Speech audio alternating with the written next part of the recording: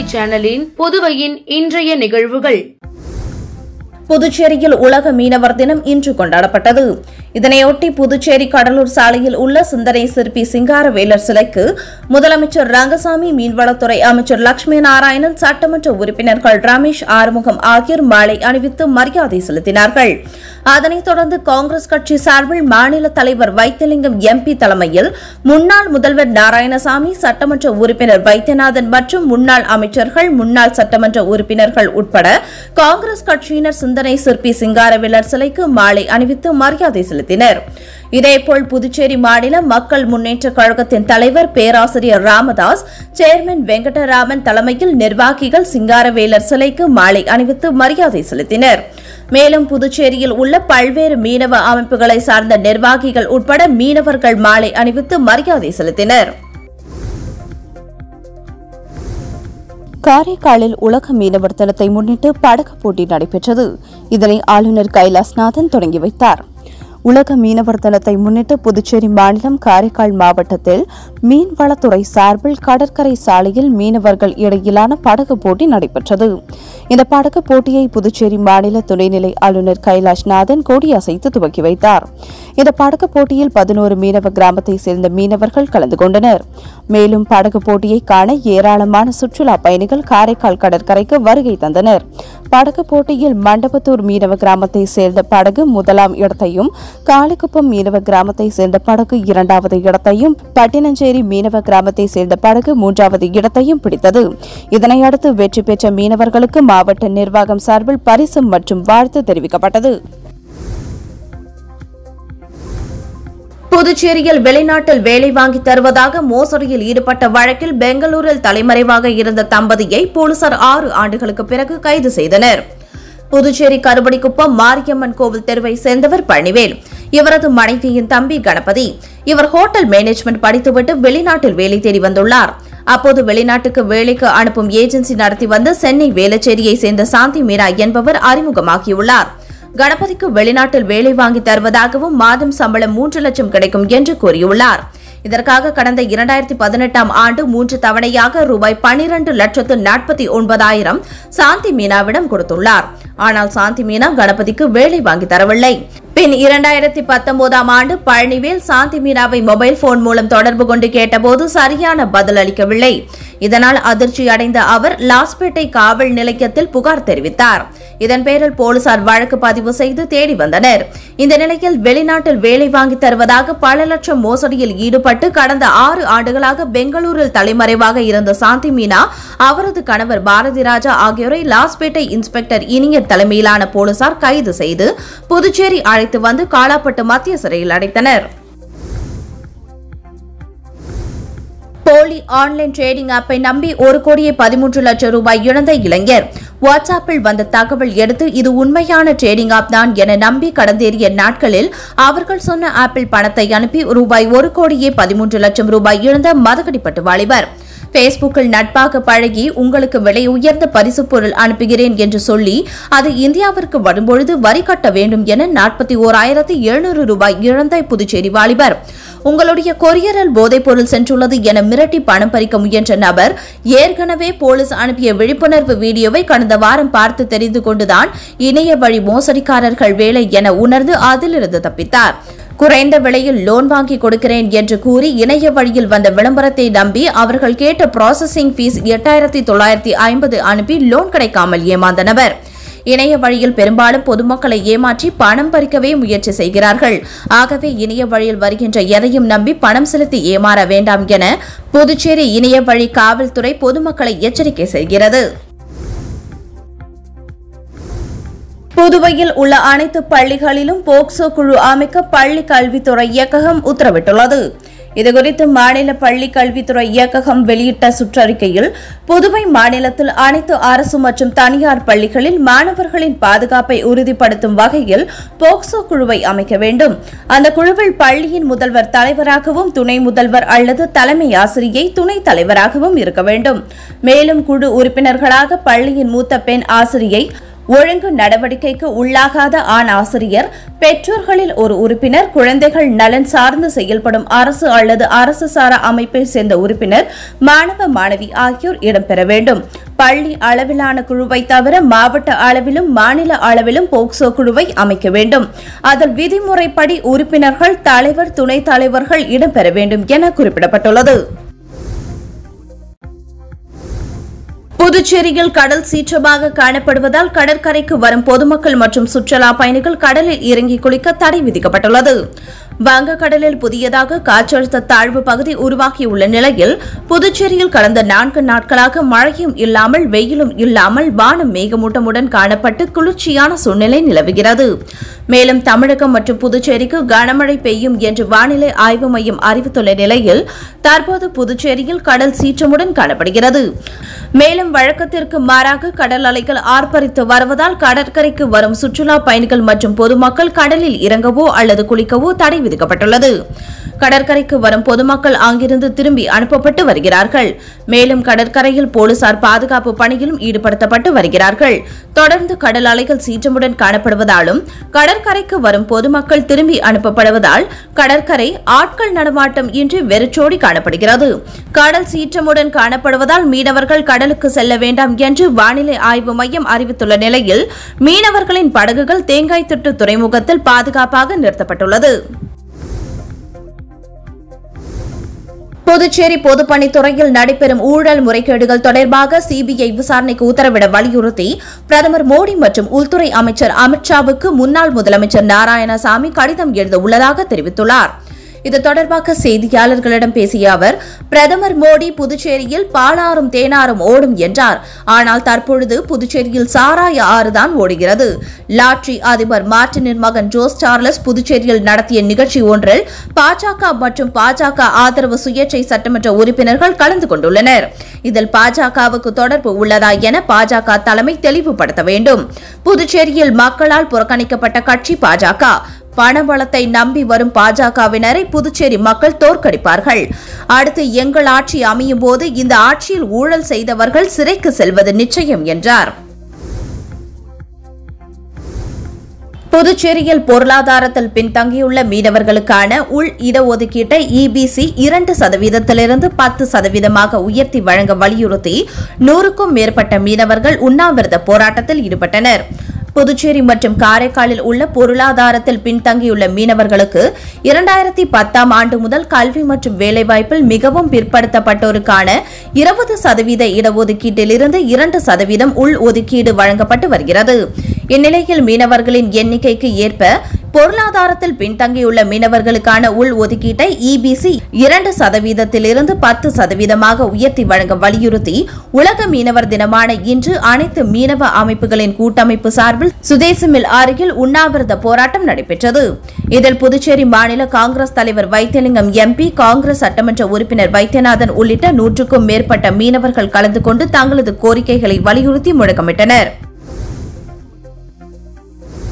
புதுச்சேரியில் திருநங்கைகள் நினைவு தினத்தையொட்டி 100க்கும் மேற்பட்ட திருநங்கைகள் கையில் மெழுகுவர்த்தி ஏந்தி அமைதி பேரணி சென்றனர். புதுச்சேரியில் உள்ள சகோதரன் சமூக நல மேம்பாட்டு நிறுவனம் மற்றும் அக்னி சிறகுகள் திருநங்கைகள் கூட்டமைப்பு சார்பில் நவம்பர் 20ஆம் தேதி திருநங்கைகள் நினைவு தினம் அனுசரிக்கப்படுகிறது. பாலின வேறுபாடுகளுக்கு எதிரான வன்முறை செயல்களால் உயிரிழந்த திருநங்கைகளுக்கு அஞ்சலி செலுத்தும் வகையில் சுதேசி பஞ்சாலையில் இருந்து அண்ணா சிலை வரை மெழுகுவர்த்தி பேரணி நடைபெற்றது. பேரணியை சமூக நலத்துறை இயக்குநர் ராகினி கொடியசைத்து தொடங்கி வைக்க 100க்கும் மேற்பட்ட திருநங்கைகள் கையில் மெழுகுவர்த்தி ஏந்தியும் பாலின வேறுபாடுகளுக்கு எதிரான விழிப்புணர்வு பதாகைகளை கையில் ஏந்தி விழிப்புணர்வை ஏற்படுத்தினர். மடுகரை பேருந்து நிலையத்தில் இருந்து ஆக்கிரமிப்பு இடங்களை தாசில்தார் கொம்யூன் பஞ்சாயத்து அதிகாரிகள் அதிரடியாக அகற்றினர். புதுவையில் ஆக்கிரமிப்பு பகுதிகளை அகற்றக் கோரி கலெக்டர் உத்தரவிட்டதன் அடிப்படையில் நெட்டப்பாக்கம் தொகுதி மடுகரை பேருந்து நிலையத்தில் இருந்து ஆக்கிரமிப்பு இடங்களை தாசில்தார் கார்த்திகேயன் மற்றும் ஆணையர் ரமேஷ் தலைமையில் பொதுப்பணித்துறை அதிகாரிகள், நெட்டப்பாக்கம் கொம்யூன் பஞ்சாயத்து ஊழியர்கள் அதிரடியாக அகற்றினர். இதனால் மடுகரை பேருந்து நிலையத்தில் பரபரப்பு ஏற்பட்டது. தொடர்ந்து நெட்டப்பாக்கம் தொகுதியில் உள்ள ஆக்கிரமிப்புகள் அகற்றப்படும் என தாசில்தார் மற்றும் ஆணையர் தெரிவித்தனர். புதுச்சேரி வேளாண் நலத்துறை வேளாண் தொழில்நுட்ப மேலாண்மை முகமை சார்பில் விவசாயிகள் திருவிழா வில்லியனூரில் நடைபெற்றது. இதில் பாரம்பரிய நெல் ரகங்கள் குறித்து கருத்தரங்கமும் சிறுதானிய உணவு திருவிழாவும் நடைபெற்றது. புதுச்சேரி வேளாண் மற்றும் விவசாயிகள் நலத்துறை வேளாண் தொழில்நுட்ப மேலாண்மை முகாம் மற்றும் பெருந்தலைவர் காமராஜர் வேளாண் அறிவியல் நிலையம் இணைந்து விவசாயிகள் திருவிழா 2024 வில்லியனூர் பகுதியில் உள்ள கோபாலசாமி நாயக்கர் திருமண மகாலில் நடைபெற்றது. இதில் விவசாய பயனாளிகளுக்கு 5 வகையான பாரம்பரிய விதை நெல் ரகங்கள் மற்றும் உயர் கரிக்கலன் ஆகிய இடுபொருட்கள் வழங்கப்பட்டது. தொடர்ந்து விவசாயிகளுக்கு பாரம்பரிய நெல் ரகங்கள் குறித்த கருத்தரங்கமும் சிறுதானியங்களில் மதிப்பீட்டுதல் குறித்த பயிற்சி பெண்களுக்கும் அளிக்கப்பட்டது. தொடர்ந்து சிறுதானியங்களில் சிறுதானிய பீட்சா, கேழ்வரகு கேக், திணை பாயாசம், சோளம் பால்கோவா, கம்பு ரொட்டி, கேழ்வரகு ஐஸ்கிரீம், குதிரைவாளி, சக்கரவள்ளி கிழங்கு கட்லெட், வாழைப்பழ ராகி கப் கேக் உள்ளிட்ட பல்வேறு சிறுதானிய உணவுகள் கண்காட்சிக்கு வைக்கப்பட்டிருந்தது. இதில் வெற்றி பெற்றவர்களுக்கு பரிசு வழங்கப்பட்டது. இதில் வேளாண் துறை அதிகாரிகள் மற்றும் விவசாய பெருமக்கள் கலந்து கொண்டனர். காலாப்பட்டு சுனாமி குடியிருப்பில் மக்கள் நலசங்கம் சார்பில் உலக மீனவர் தின விழா கொண்டாடப்பட்டது. புதுச்சேரி காலாப்பட்டு சுனாமி குடியிருப்பு மக்கள் நலசங்கம் சார்பில் நவம்பர் 21 உலக மீனவர் தின விழா மீன்கொடி ஏற்றி கொண்டாடப்பட்டது. விழாவில் மக்கள் நலசங்க செயல் தலைவர் ஆறுமுகம் மீன்கொடி ஏற்றி வாழ்த்து பேசினார். விழாவில் காலாப்பட்டு தொகுதியில் மீன்பிடி தொழிலில் தனிநபராக மீன்பிடிப்பதில் சிறந்தவர்களை தேர்வு செய்து ஊக்கப்பரிசு மற்றும் பாராட்டு சான்றிதழ் வழங்கப்பட்டது. அதன்படி கணக்கு செட்டிக்குளம் மீனவர் நாகமுத்து, பெரிய காலாப்பட்டு மீனவர் சங்கர், சின்ன காலாப்பட்டு மீனவர் பெருமாள், பிள்ளைசாவடி மீனவர் ஆறுமுகம் ஆகிய மீனவர்களுக்கு ஊக்கப்பரிசு வழங்கி 2024 இந்த ஆண்டின் சிறந்த தனிநபர் மீன்பிடிப்பாளராக சின்ன காலாப்பட்டு பெருமாள் வயது 56 என்பவருக்கு சுழல் கோப்பை வழங்கி சிறப்பிக்கப்பட்டது. விழாவில் சங்கத் தலைவர் குமார், செயலாளர் உத்தராடம், துணை செயலாளர் பிரகாஷ், பொருளாளர் ரஞ்சித், நிர்வாகிகள் சேகர், குணசேகரன், சிவகுமார் மற்றும் பலர் கலந்து கொண்டனர். புதுச்சேரி உப்பளம் தொகுதிக்கு உட்பட்ட பகுதிகளில் கொசுக்களை ஒழிக்க இதுவரை கொசு மருந்து தெளித்தும் கழிவுநீர் வாய்க்காலை தூர்வாரியும் அசுத்தமான சாலைகளை தூய்மைப்படுத்தியும் கொசுக்களை அழிக்கும் பணிகள் இதுவரை தொடர்ச்சியாக சட்டமன்ற உறுப்பினர் அனிபால் கென்னடி அவர்களால் மேற்கொள்ளப்பட்டது. அதன் தொடர்ச்சியாக பொதுமக்களின் நலன் கருதி நகராட்சி அதிகாரிகளை தொடர்பு கொண்டு புகையால் கொசு மருந்து அடிக்குமாறு சட்டமன்ற உறுப்பினர் அனிபால் கென்னடி அவர்கள் கோரிக்கை வைத்தார். அவரின் கோரிக்கையை ஏற்று இன்று பணியாளர்களின் மூலமாக உப்பளம் தொகுதியில் பணி தொடங்கப்பட்டது. வானரப்பேட்டை மற்றும் அதனை சார்ந்த பகுதிகளான தாவத்பேட்டை, எள்ளையம்மன் தோப்பு, காளியம்மன் தோப்பு, டாக்டர் தோட்டம் ஆகிய பகுதிகளில் முதல் கட்டமாக இன்று புகையால் கொசு மருந்து அடிக்கும் பணியினை சட்டமன்ற உறுப்பினர் அனிபால் கென்னடி அவர்கள் தொடங்கி வைத்தார். அவருடன் தொகுதி செயலாளர் சக்திவேல், மாநில பிரதிநிதி கணேசன், மாநில மீனவர் அணி துணை அமைப்பாளர் விநாயகமூர்த்தி, கிளை செயலாளர்கள் காளப்பன், இருதயராஜ், ராகேஷ், கழக சகோதரர் ரவிக்குமார், பிரபு ஆகியோர் உடனிருந்தனர். காரைக்காலில் மிகுந்த போக்குவரத்து பகுதியான காமராஜர் சாலையில் ஒரு பகுதியில் பொதுப்பணித்துறை பணியும் மறுபகுதியில் ரயில்வே பணியும் நீண்ட காலமாக மந்த நிலையிலேயே நடந்து வருகிறது. அதனால் மக்கள் படும் தொல்லைகள் மிக அதிகம். சொகுசு காரில் வரும் ஆளுநர் அவர்களுக்காக சிறு சிறு பள்ளங்களை கூட செப்பனிடும் பொதுப்பணித்துறை நீண்ட காலமாக தினம் தினம் பொதுமக்கள், பள்ளி வாகனங்கள், 2 சக்கர வாகன ஓட்டிகள் படும் துயரம் அறியாதது ஏன்? அப்பகுதியில் பெரும் பள்ளங்களால் வாகனங்கள் பழுதடைவதுடன் பள்ளங்களை தவிர்த்து செல்ல முயற்சிக்கும் போது எதிரே வரும் வாகனத்தில் மோதி விபத்து ஏற்படுகிறது. நீண்ட காலமாக PK சாலை, காமராஜர் சாலை சந்திப்பில் முக்கால்வாசி சாலையை பெயர்த்து அப்படியே போட்டு வைத்து இருக்கிறார்கள். இரவு நேரத்தில் 2 சக்கர வாகனத்தில் செல்பவர்கள் நிலை தடுமாறி விபத்துக்கு ஆளாகிறார்கள். இது தினம் தினம் நடக்கிறது. மாவட்ட நிர்வாகம் உடனடியாக இதற்கான நடவடிக்கைகள் எடுக்க வேண்டுகிறோம். திருபுவனை சட்டமன்ற தொகுதிக்கு உட்பட்ட சேதராப்பட்டு பகுதியில் புது ஏரி தூர்வாரும் பணி மற்றும் சிலுக்காரிப்பாளையம் பம்பையாற்றில் பாதுகாப்பு சுவர் கட்டுமான பணிக்கான பூமி பூஜையை சட்டமன்ற உறுப்பினர் அங்காளன் தொடங்கி வைத்தார். புதுச்சேரி அரசு பொதுப்பணித்துறை நீர்ப்பாசன கோட்டத்தின் சார்பில் திருபுவனை சட்டமன்ற தொகுதிக்குட்பட்ட சேதராப்பட்டு புது ஏரியில் ரூபாய் 12.15 லட்சம் செலவில் தூர்வாரி பூர்ணமிக்கும் பணி தொடங்கியது. நிகழ்ச்சிக்கு திருபுவனை தொகுதி MLA அங்காளன் தலைமையேற்று பூமி பூஜை செய்து பணியை தொடங்கி வைத்தார். இதனைத் தொடர்ந்து புதுச்சேரி அரசு பொதுப்பணித்துறை நீர்ப்பாசன கோட்டத்தின் சார்பில் திருபுவனை தொகுதிக்குட்பட்ட சிலுக்காரிப்பாளையம் பம்பையாற்றின் குறுக்கே கட்டப்பட்டுள்ள தடுப்பணை அருகே ஆற்றின் தென்கரையில் ரூபாய் 19.14 லட்சம் செலவில் பாதுகாப்பு சுவர் கட்டுமான பணிக்கான பூமி பூஜையை சட்டமன்ற உறுப்பினர் அங்காளன் தலைமையேற்று பூமி பூஜை செய்து பணியை தொடங்கி வைத்தார்.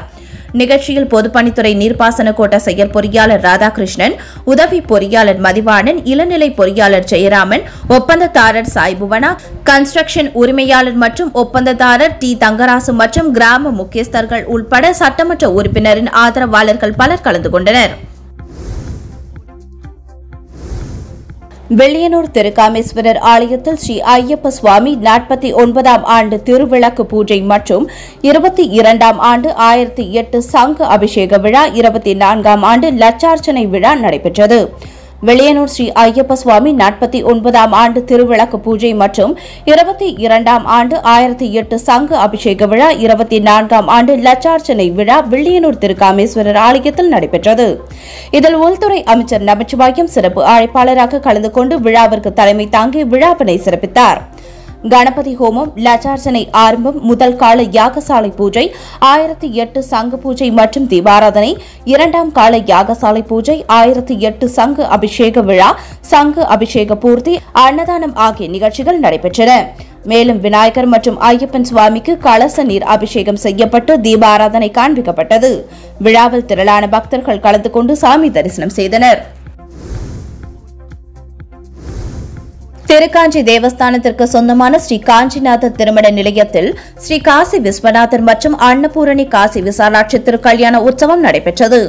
திருக்காஞ்சி அருள்மிகு ஸ்ரீ காமாட்சி ஸ்ரீ உடனுரை ஸ்ரீ ஸ்ரீ கங்கவராக நதீஸ்வரர் தேவஸ்தானத்தில் எழுந்தருளியிருக்கும் ஸ்ரீ விசாலாட்சி ஸ்ரீ அன்னபூரணி சமேத ஸ்ரீ காசி விஸ்வநாதர் சன்னதி நூதன அஷ்டபந்தன மகா கும்பாபிஷேக விழா நேற்று நடைபெற்றது.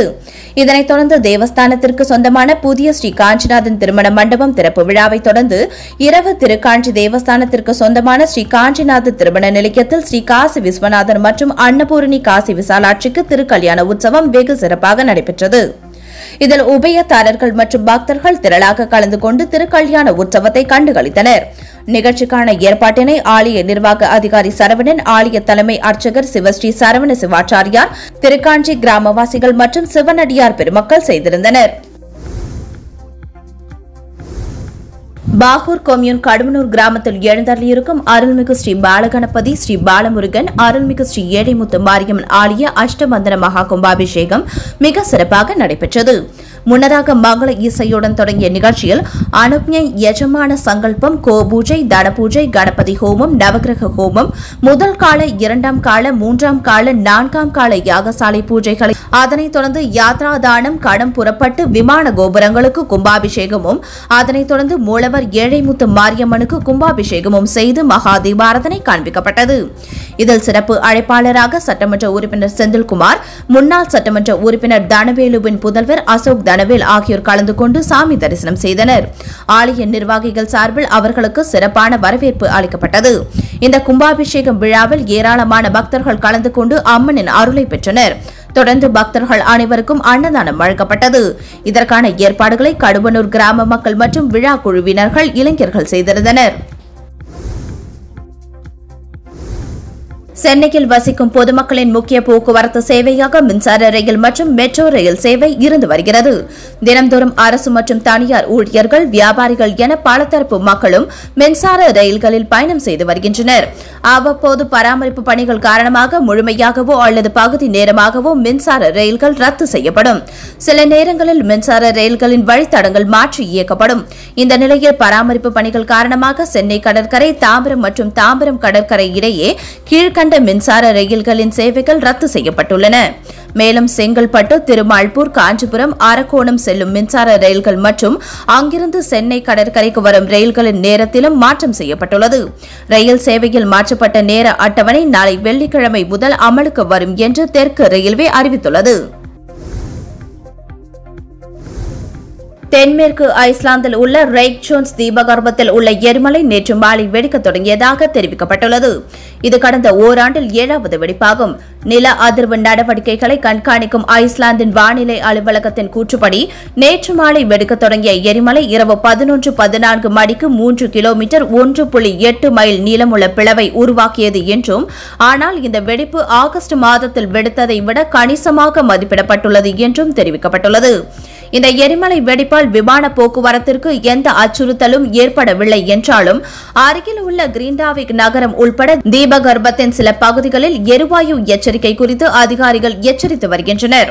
தலைநகர் ரேக்ஜாவிக்கின் தென்மேற்கே 50 கிலோமீட்டர் 30 மைல் தொலைவில் உள்ள 3800 மக்கள் வசிக்கும் நகரமான கிரீன்டாவிக் அருகே மீண்டும் மீண்டும் ஏற்படும் எரிமலை வெடிப்புகள் உள்கட்டமைப்பு மற்றும் உடைமைகளை சேதப்படுத்தியுள்ளன. மேலும் பல குடியிருப்பாளர்கள் தங்கள் பாதுகாப்பிற்கு உத்தரவாதம் அளிக்க வேண்டும் என்று வலியுறுத்தி வருகின்றனர். 6 அணிகள் இடையிலான 8வது பெண்கள் ஆசிய சாம்பியன்ஸ் கோப்பை ஹாக்கி போட்டி பீகாரில் உள்ள ராஜ்கிர் நகரில் நடந்தது. இதன் இறுதிப் போட்டியில் நடப்பு சாம்பியனான இந்திய அணி சீனாவை எதிர்கொண்டது. இதில் 1-0 என்ற கோல் கணக்கில் சீனாவை வீழ்த்தி இந்தியா சாம்பியன் பட்டத்தை தக்கவைத்தது. இந்த நிலையில் இந்திய ஹாக்கி கூட்டமைப்பு பட்டம் வென்ற இந்திய அணியினருக்கு பரிசு தொகை அறிவித்துள்ளது. அதன்படி வீராங்கனைகளுக்கு தலா ரூபாய் 3 லட்சமும் பயிற்சியாளர் உட்பட அணியின் உதவியாளர்களுக்கு தலா ரூபாய் 1.5 லட்சமும் பரிசு தொகையாக அறிவித்துள்ளது.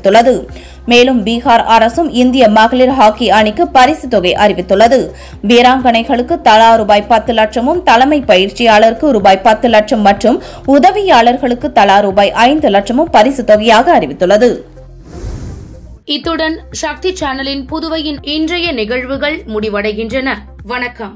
உங்கள் சக்தி சேனலின் புதுவையின் அன்றாட நிகழ்வுகளை உடனுக்குடன் தெரிந்து கொள்ள சக்தி சேனல் புதுச்சேரி யூடியூப் சேனலை சப்ஸ்கிரைப் செய்து கொள்ளுங்கள். மறக்காமல் பெல் பட்டனையும் கிளிக் பண்ணுங்க. ஷேர் பண்ணுங்க, லைக் பண்ணுங்க. உங்கள் சக்தி சேனல்.